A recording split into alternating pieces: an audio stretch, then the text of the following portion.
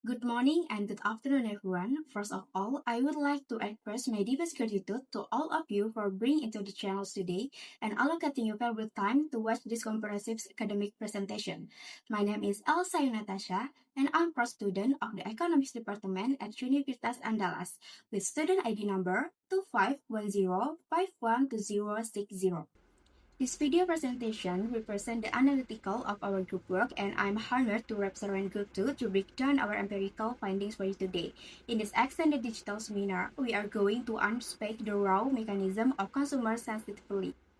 Today, I'm absolutely thrilled to present a comprehensive breakdown of our microeconomics policy paper. The full title of our academic study is Analysis of Demand Elasticity for Stationery at MPBK Photocopy Shop, a microeconomist perspective in a non-campus environment. This project was meticulously conducted of the expert guidance of our respected lecturer, Mrs. Rahmi Rahmadianti Zain, SPD MA. So, let's get started. My presentation will take about 10 minutes since this video will be uploaded to YouTube. There will be plenty of time for question at the end of my presentation. I appreciate if you could leave any question you may have until the end of my presentation by writing them down in the comment section below. Please hold your question until the end of the presentation. Before we go further, let me give you a comprehensive overview through the abstract. The core objective of this academic research to identify, measure, and analyze how variation in price and consumer income levels simultaneously determine offsetting market demand for stationery products at MPBK Photocopy Shop. This shop operates in a unique non-campus market environment, which isolates it from typical universities-driven demand. By executing a descriptive quantitative approach combined with empirical calculation, we evaluate both the price elasticity of demand and income elasticity of demand. Our final analysis revealed that the price elasticity is highly elastic, yielding a coefficient value of 1.6, which mathematically signifies that consumer purchasing behavior is incredibly sensitive to even minor price increases. On the other hand, our income elasticity test registered a positive value of 0.4, solidly positioning stationery items as a normal good as essential necessary for the local community. To expand further on the structural blueprint, this abstract highlights a pivotal economics phenomenon. In non-campus environments, the micro-market relies on steady, recurring base of residential consumer rather than seasonal student waves. This structural difference of how price elasticity operates in practice has localized how households manage the budget with a high degree of awareness regarding local price points. Now, let's look at the breakdown. Even if today's digital era, physical stationery and photocopy service remain essential for students. We choose photocopy MPBK in Pulimbing Padang as our case study because it operates in residential area, serving local students from kindergarten to high school. Incidentally, MPBK offers highly competitive and cheaper price compared to surrounding competition. In microeconomics theory, price is the primary factor affecting demand, which leads us to analyze the excess elasticity profile of the specific market. For the research methodology, we use a descriptive quantitative approach. We gather data through pulse survey using proportive sampling. Targeting local students who buy stationery regularly to calculate the data, we use two main formula, price elasticity of demand and income elasticity of demand. Let's move on the core analysis and discussion. First, let us look at the detailed calculation for the price elasticity of demand. Our research team applied a particle market simulation on a widely consumed student product, a SIDU notebooks. When the initial price was raised from 4,000 rupiah to 4,500 rupiah, which represent a 12.500 increases, the total quantity demanded contracted significantly from 100 units down to 80 units, reflecting a 20% drop in the consumption. When we process this exchange through our microeconomics formula, the calculation delivers price elasticity coefficient of minus 1.6, taking the absolute value. We obtain a clear elasticity of demand 1.6. In economic principle, since the absolute value is strictly greater than 1, the demand structure is probably elastic. That means a minor 1% price increase triggers a large 1.6 drop in the quantity of demand. The extreme sensitivity is driven by market architecture because the Blimi residential area constant multiply competing photocopy outlets with zero barriers to entry. Consumer substitution power is incredibly high. Budget conscious student will immediately switch shops if Ember Becca LLC is priced. To elaborate on this high price sensitivity, we must look at the specific competitive condition of the blimbing area. Since stationery goods are highly standardized, consumers do not experience any benefiction of switching costs. A notebook bought at one counter performs identically to one bought a few meters away.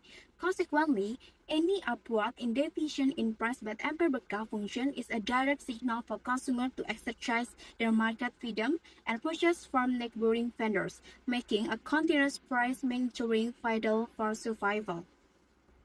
Second, we evaluate the income elasticity of demand, where income is represented by the local student active daily allowance. We stimulate a financial shock where the average allowance grew from 20,000 rupiah to 25,000 rupiah. This expansion of purchasing power drove stationery consumption from 100 units up to 110 units. Our calculation yields a positive income elasticity coefficient of 0.4.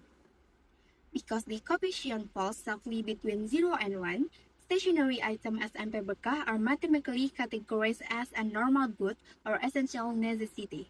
This proves that as allowance grow, expenditure on school supply expect with a stable and movable boundary. Even with advanced digitalization, tangible stationary items remain mandatory tools to education, making the baseline consumer demand remarkably stable against income shock. To unpack the underlying behavior of this 0.4 coefficient, it shows that stationary items face an upper limit of consumer utility. When a student daily allowance increases by 25%, they do not double their intake of pens or books, because academic needs are naturally capped. Instead, the incremental pocket money is spent on entertainment or snack items. However, the positive nature of the value guarantees that stationery remains protected in family budgets, forming a highly reliable baseline demand in the guarantees operational resilience of the business. To conclude our analysis, we can summarize two definitive points. First, the price elasticity of demand is distinctly elastic at 1.6, meaning the non-campus student demography is extremely price sensitive due to the strong presence at local substitute outlet. Second, the income elasticity value of 0.4 solidly established stationery as a normal good, reflecting a resilient, non-volatile market necessity to families. To conclude our analysis, we can summarize two definitive points. First, the price elasticity of demand is distinctly elastic at 1.6, meaning the non-campus student demography is extremely price sensitive due to the strong presence at local substitute outlet. Second, the income elasticity value of 0.4 solidly established stationery as a normal good, reflecting a resilient, non-volatile market necessity to families. Based on this clear result, we suggest two actionable business strategies for MPPK. First, the management must aggressively maintain its lower pricing model and completely avoid arbitrary price increases, as customers will immediately substitute them for competitors. Second, to safely increase its total revenue, the shop must transition into product bundling strategy, such as offering credit exam bundles or back-to-school packs at a side discount. Finally, they should diversity by introducing unique high-margin stationery accessories that our nearby consumers do not carry, establishing long-term customer loyalty that goes beyond basic price competition. To reinforce the strategic step, the adaptation of non-price competition methods is highly recommended. By focusing on bundling and niche product variety, MPPK can bypass the risks of defensive price was ability. This dual approach allows of the film to capture consumer surplus from families with higher allowance, with simultaneously defending as market sharing against nearby competitors. Thank you very much for your wonderful attention for this presentation. I genuinely appreciate your valuable time and focused interest in following this microeconomic analysis from start to finish. Sure, there be any specific areas requiring further clarification, or do you have any scholarly inquiries and constructive feedback regarding the theoretical frameworks present today? I welcome the wholeheartedly to further enhance our collective academic discourse.